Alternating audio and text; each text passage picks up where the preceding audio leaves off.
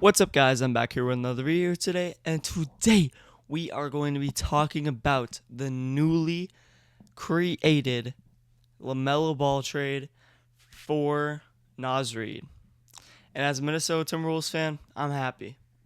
This may be overreactions. I just woke up, took a shower, and turned on the camera. So we're kind of just winging it, but that's all right. Um, First reaction to the trade, I like it. I'm gonna be honest. Uh, it's kind of an overpay. I think we gave up. It was like first unprotected first, 3 seconds, and I think three pick swaps.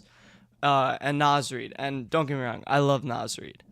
I think he's been great and given us a lot of value for the time he's been here. Obviously undrafted out of college, and I think he's a great player, and I wish him uh, very good luck in as he goes on to the Charlotte Hornets. But I think what we got back is greater. Lamelo Ball. Now, yes, there's obviously problems with his game. Yes, we've been saying for years how we don't know if he can take the jump to be an all-star, or like he's an all-star, but can he become an all-NBA type of player? And my question more is, how can he fit in this role in Minnesota and work to become that player alongside Ant?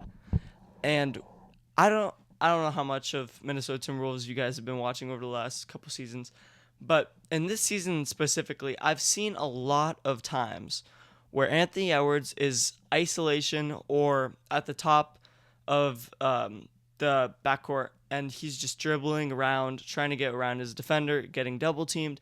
Like, so much is on him. And like, we even obviously when we had Cat, we had a good center to play off of him and run that pick and roll. And now we have Rudy, which is like, eh. We had obviously Julius Randle, which again wasn't a very great shooter, wasn't someone who could really pick and roll to the best. So we went for Giannis. It didn't work out because trade talks just weren't good enough, and they wanted Jaden McDaniels, and we didn't want to give him up. And I think that's good. I think we maybe could have tried to go harder for that. But at the end of the day, you want to keep your central team. And if we traded for Giannis, we'd be giving up a lot of our team. We'd be selling a lot of our team. I'm going to be honest.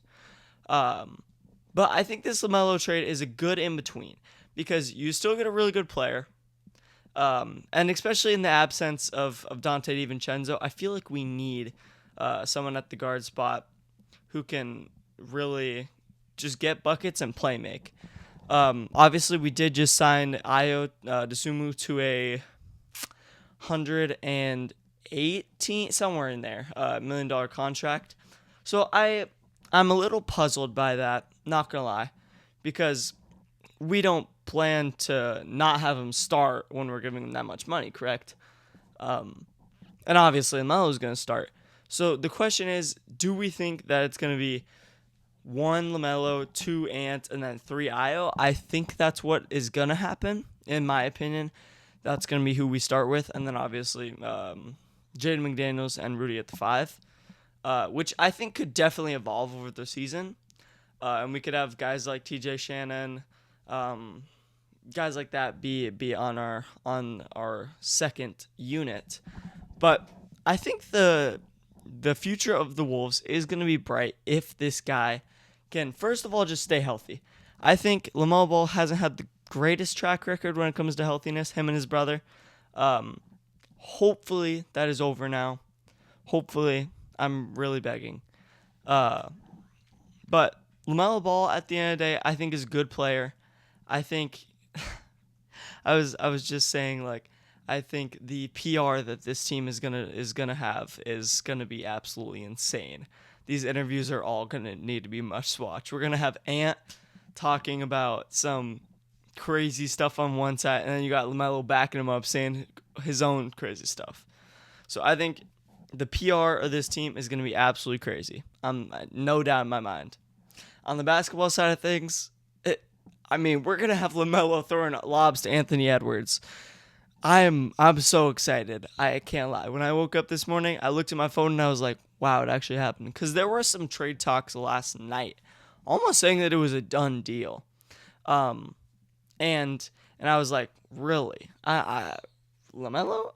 Um, I've always said, like, the last couple months, when there were trade rumors about going for Ja, I always said I didn't like that as much because he's not, in my opinion, as good of someone who can space the floor.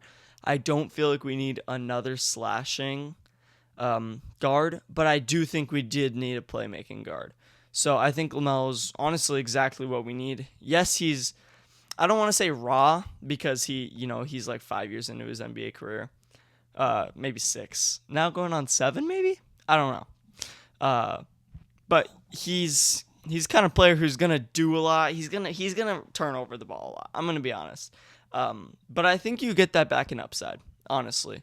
When I watch this game, obviously, it's going to be fun to watch. I will try to go to as many Wolves games as I can this year because I'm excited to watch this team.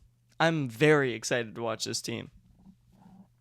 You know, and as a Timberwolves fan who was kind of upset at how the Spurs series ended, and obviously Dante's gone potentially for the rest of the next season. Prayers up to him. I think we did need someone, and honestly, Dante might get traded during this offseason. I think he can still is like eligible to get traded. I'm pretty sure. I'm not exactly sure on that one. But either way, I love Dante, and I hope that he can rehabilitate nicely. But I feel like LaMelo Ball is what we needed. And yes, this could all be overreactions. In a year, I could be looking back on this video and saying, wow, I was dumb. This did not work. We gave up a first for him in 2023, so that's kind of a far ways away. But it's not like, other than like Anthony Edwards and that 2020 draft. That was like the last time that we had like a draft where we really knocked it out of the park, at least in the first round. Obviously, we had the first overall pick. But I think we did good in that Terrence Shannon Jr. pick. I think overall the Wolves have been good drafting, just not in the first round. I'm going to be honest. Obviously, other than Ant and Jaden McDaniels. But I think this team is going to be good. I don't think people should sleep on the Timberwolves. I also think that the Western Conference is literally the conference. No ands, ifs, or buts about it. Like, you can say also the Heat now with Giannis. I didn't make a video on that, but, that I could go on a 10-minute rant about that. I don't think that makes him a contender. I'm going to be honest.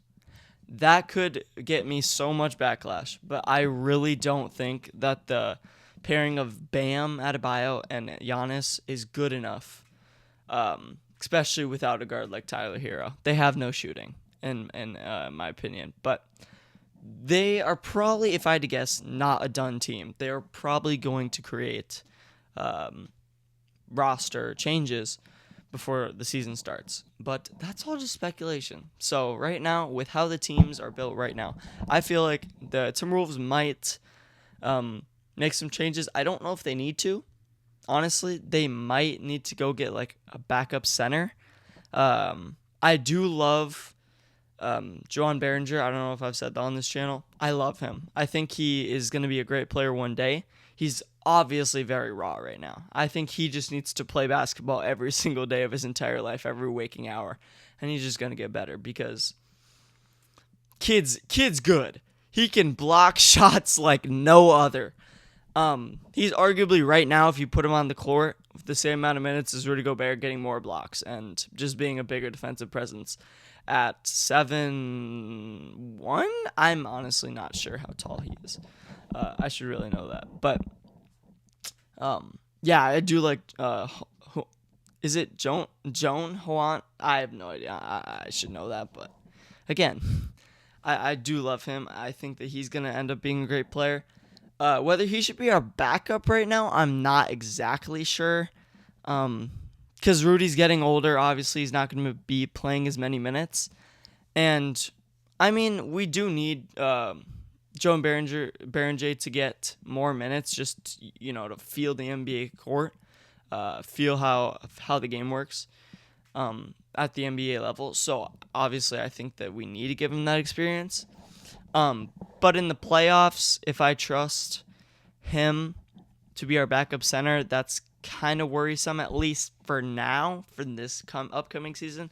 In 2 to 3 years, that would make me much more inclined to be not worried, but I could be wrong. Hopefully, he creates a great work ethic for himself and comes back next season like a dog, which I have no doubt because he is a dog. Big Frenchman. Am I right? Hey, but no yapping any longer. Hope you guys enjoyed the video. If you did, like, subscribe, and I'll see y'all in the next one.